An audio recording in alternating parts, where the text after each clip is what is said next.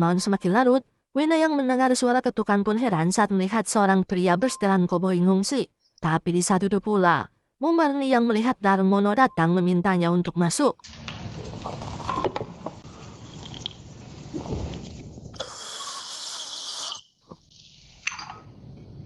Haus, Pak.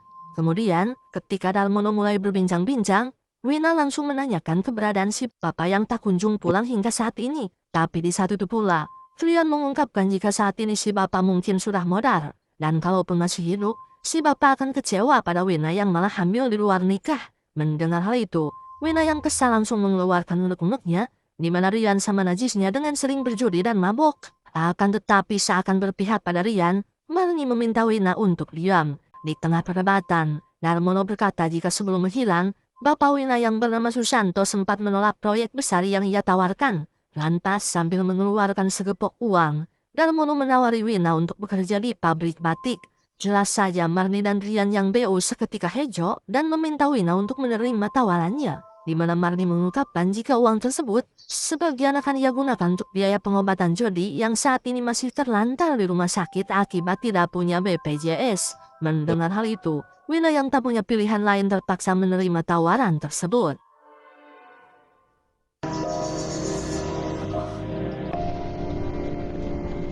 Kita parkir di sini saja.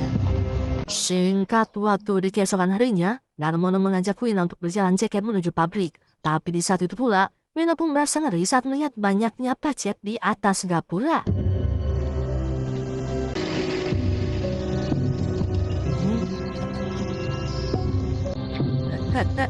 Darmono. Setibanya di pabrik batik Gemah Ripah, kedatangan mereka disambut oleh pria botak bernama Yoyas. Hingga setelah Darmono memberikan kontrak kerja Wina, Ilyas langsung mengajak Wina untuk berkeliling.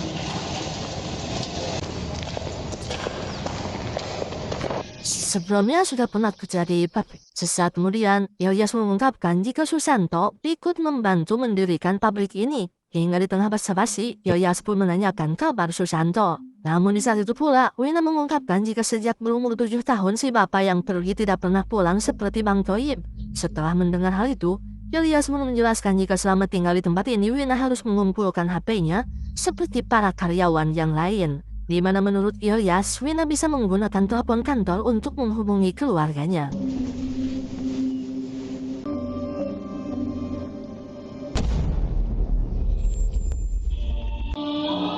Wina.